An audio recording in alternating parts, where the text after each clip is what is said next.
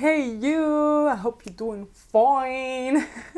J'espère que vous allez bien. Je regardais ma dernière vidéo où je parlais des liens karmiques et je me suis dit mais j'ai pas parlé des schémas karmiques. Du coup, go faire une vidéo sur les schémas karmiques. Alors avant de parler de ça, j'aimerais parler du karma. Souvent on voit le karma comme une punition, mais en vrai c'est plus nos actions ont des conséquences. Seulement on interprète le monde à travers le prisme de la dualité, le bien, le pas bien, le positif, le négatif. L'univers ne juge pas nos actions comme étant bien ou mal, il nous pousse simplement à grandir, à s'élever, à s'éveiller.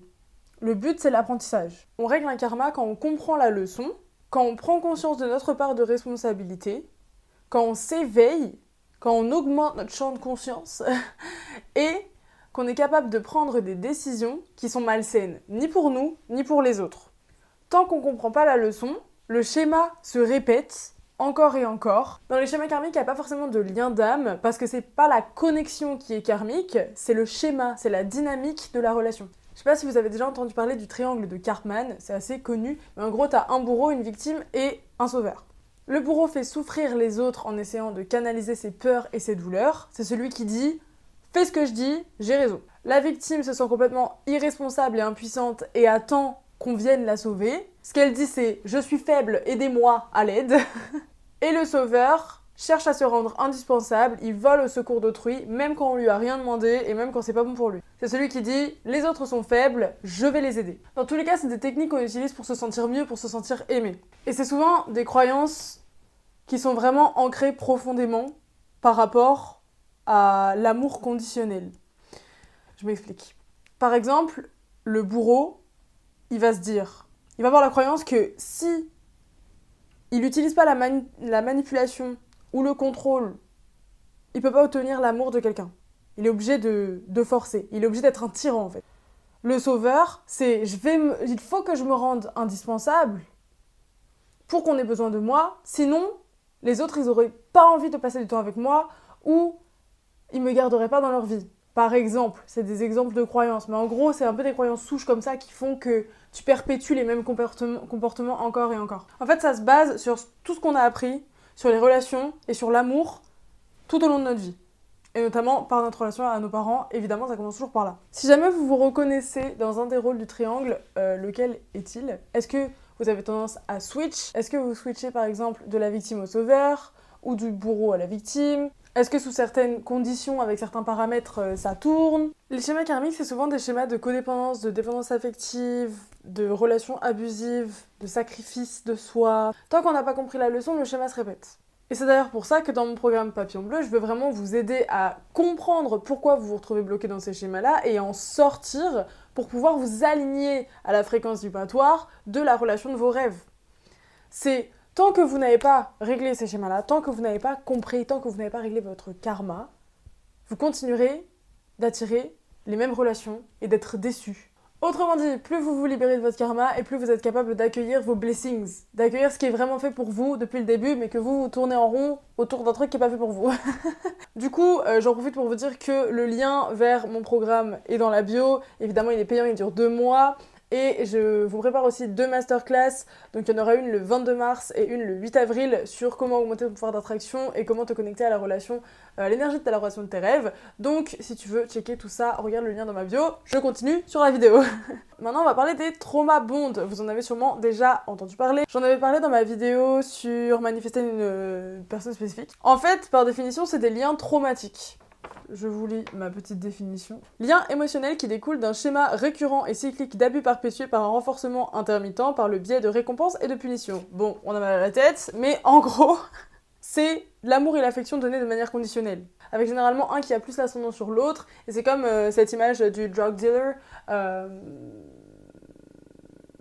la grande réflexion là. Du vendeur de drogue et du drogué, et de l'addict. Tu continues d'aimer et d'être accro à l'autre, même après avoir subi des abus, même après que cette personne ait dépassé tes limites. Tu te sacrifies complètement, tu t'accroches au potentiel et à l'espoir de changement. Il y a une forme d'addiction aux ups and downs aussi. Le truc c'est que souvent, dans les relations où il y a des trauma bonds, au début il y a une espèce de période de love bombing, et après la personne, elle withdraw. Genre elle vous balance plein d'amour dans la gueule et ensuite elle se casse.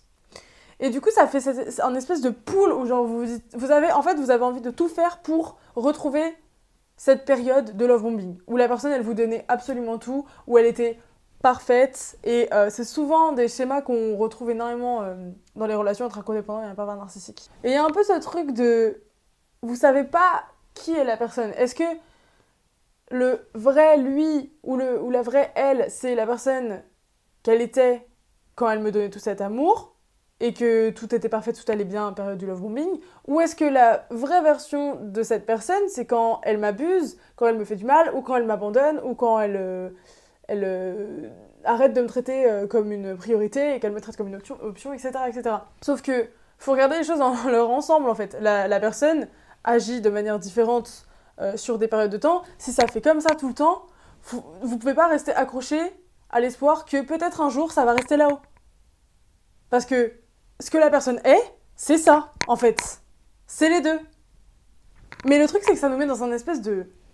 ça nous met dans une espèce de grosse confusion et on sait plus en fait où en donner de la tête et on est complètement soumis à notre besoin d'attention et d'affection venant de cette personne. Et souvent, il y a ce truc de l'obsession envers une personne, on est obsédé, on veut que la relation, elle marche, on est prêt à tout faire, quitte à se couper les deux bras et les deux jambes, quoi. Bon, les relations de trauma bond, les relations basées sur des trauma bond dont on parle le plus, c'est les relations entre un codépendant et un pervers narcissique. Cependant, j'ai l'impression qu'il existe des formes de trauma bond, du moins de ce que j'ai pu observer, un petit peu plus légères, mais la leçon n'en est pas moindre. C'est quand t'as deux personnes avec deux blessures qui sont en miroir, donc deux blessures majoritaires, ou celles qui s'expriment le plus dans leur relation sentimentale, par exemple. T'as sûrement déjà entendu parler de l'effet miroir. En gros, toutes vos croyances, toutes vos pensées vous sont directement reflétées par le monde, comme un miroir. Et dans les relations sentimentales, c'est ouf, mais ça vous fait manifester des personnes qui vous reflètent exactement vos traumas non guéris et des partenaires qui reflètent vos croyances et vos blessures, en fait. Par exemple, personne A a la blessure d'abandon majoritairement, personne B a la blessure du rejet majoritairement. La personne A voit en l'autre tout ce qui lui rappelle que elle n'est pas assez bien et que par conséquent on va l'abandonner. Elle ressent la fuite venant de l'autre. Et la personne B voit en l'autre tout ce qui lui rappelle qu'il n'est pas assez bien et que donc on ne l'accepte pas tel qu'il est. Il ressent les attentes de l'autre et surtout il les vit comme une pression et du coup il a tendance à fuir. La personne A, sentant cette fuite, se sent encore plus abandonnée et va chase. Bon, la base du runner-chaser dynamique. Ça nourrit encore plus le schéma, qui se répète, c'est l'effet boule de neige. Personne B se sent de plus en plus rejetée par l'autre et personne A se sent de plus en plus abandonnée par l'autre. Pareil, si t'as une relation où t'es dans la dépendance affective et donc t'es la personne A, parce que abandon, tu vas avoir des attentes, et projeter de plus en plus d'attentes sur l'autre qui va se dire putain mais je suis vraiment qu'une merde, je suis pas assez bien, je serai jamais assez bien, je pourrai jamais répondre à toutes ces attentes. Bon bah du coup, fuite. Parce qu'il y a une fuite des responsabilités aussi. Bref, ça va vous faire choisir inconsciemment des partenaires qui ne sont pas compatibles avec vous, tout simplement. Les schémas karmiques, on peut les retrouver dans des liens familiaux ou transgénérationnels et c'est lié à des mémoires bloquantes que vous vous traînez depuis des vies et des vies. Moi, je me focalise plus sur les relations sentimentales parce que c'est ce qui me fait le plus kiffer, c'est ce dont j'ai envie de parler. Just following my joy and inspiration. Les relations karmiques vont vraiment nous aider à conscientiser les résistances qui nous empêchent d'accéder à notre véritable nature. Vraiment, l'autre va nous faire voir nos parts d'ombre pleine gueule, c'est sale, c'est comme manger du sable, or learning the hard way. C'est des relations qui peuvent prendre des proportions souffrantes, toxiques, terrible. De la colère, de la violence, des abus émotionnels, verbaux, physiques, sexuels, ça peut aller très loin et je pense que il y a des niveaux aussi, il y a des paliers, mais on parle souvent des pires cas, mais même s'il y a des cas plus légers, c'est vraiment des trucs, comme je vous ai dit, ça fait un effet boule de neige et ça peut aller très très loin. C'est souvent des énormes leçons de self-love en fait. Ok, donc maintenant qu'on sait ça, comment on fait pour s'en sortir ? Comment on fait pour arrêter de perpétuer les mêmes schémas relationnels encore et encore et encore et encore ? La première étape, c'est vraiment take accountability for yourself. Être responsable de soi-même et prendre sa part de responsabilité et l'accepter comme telle. Souvent, l'attachement à l'autre nous fait accepter l'inacceptable, mais c'est particulièrement parce que c'est le reflet de quelque chose en nous, ça résonne avec quelque chose en nous. Par exemple, ma relation avec mon pervers narcissique, ça m'a vraiment montré mon self-hate, mais fort, parce que il me disait des choses, il me faisait des choses que je me faisais subir à moi-même depuis des années et qui ressemblaient aussi beaucoup à certains comportements que mon père a pu avoir avec moi.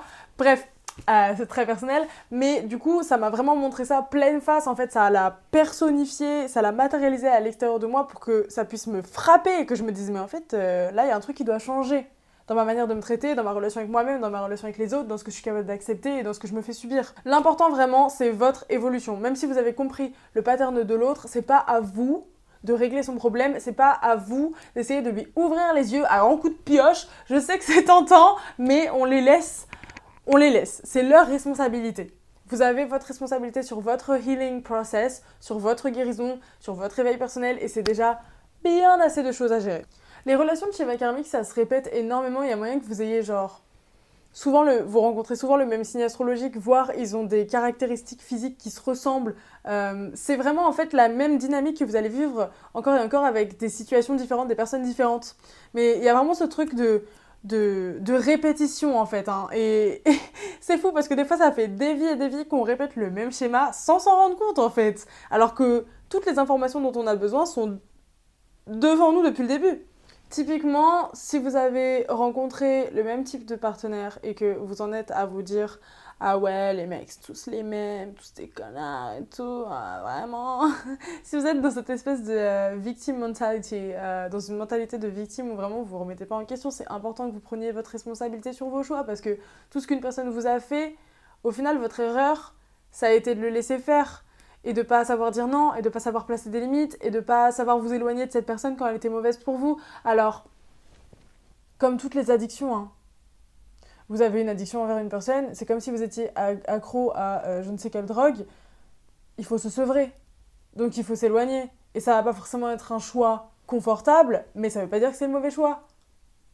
Si vous continuez de suivre vos émotions, en essayant de make yourself feel better, en essayant de faire des choix qui vous font vous sentir mieux à chaque fois et qui viennent un petit peu mettre du baume sur vos souffrances, mais c'est un espèce de faux baume un peu empoisonné, tu vois, mais sur le moment ça fait du bien. Il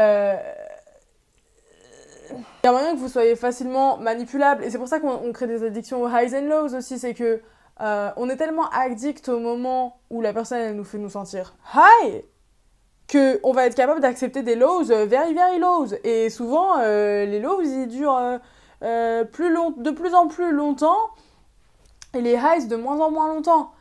Et les relations deviennent de plus en plus souffrantes, mais on est accroché à ce moment, ces petits moments où il y a l'excitation, le bonheur, la passion, des highs, quoi. Donc vraiment, il faut comprendre la leçon, prendre votre part de responsabilité, prendre des décisions différentes. Pour sortir du schéma, il faut arrêter de faire tout le temps la même chose, en fait. Et je sais que c'est dur à comprendre, hein, mais il faut arrêter de faire tout le temps la même chose. Il faut changer de technique. C'est la première technique ne fonctionne pas, il faut changer de technique. Après, changer l'interprétation, changer les croyances, évidemment. Une fois que vous sortez du schéma, forcément, ça vous fait sortir de votre zone de confort. Donc, il y a un moment donné où vous allez vivre et traverser l'inconfort. Mais une fois que ça, c'est bon, vous arrivez à la paix, vous arrivez à plus d'amour de vous-même, vous vous réalignez à une fréquence plus haute, vous sortez de ce schéma et si jamais vous voyez quelqu'un qui se présente à vous et qui ressemble à, on dirait le début du schéma, oh là là, gros red flag, vous arrivez à vous dire, ok, donc ça ressemble à ce que j'ai eu l'habitude de vivre avant, let's not go there. Tout simplement, vous décidez de ne pas y aller en fait. Et plus vous aurez la conscience et plus vous aurez la connaissance, et plus vous aurez la capacité de reconnaître quand c'est pas bon pour vous. Bref, voilà mes biches, c'est la fin de cette vidéo. Vraiment, si vous avez envie d'en savoir plus sur tout ça, si vous avez envie de travailler sur vos schémas de répétition, sur votre type d'attachement, votre self-love, trouver plus de compatibilité dans le couple, vraiment vous réaligner à des relations qui sont meilleures pour vous, qui sont plus saines pour vous, manifester la relation de vos rêves, n'hésitez vraiment pas à checker les liens dans ma bio. Sur ce, je vous souhaite une bonne après-midi, une bonne soirée, une bonne journée, selon le moment où vous regardez cette vidéo, et je vous fais plein de bisous. Ciao bello. Ciao bello pepito. Ciao lastico.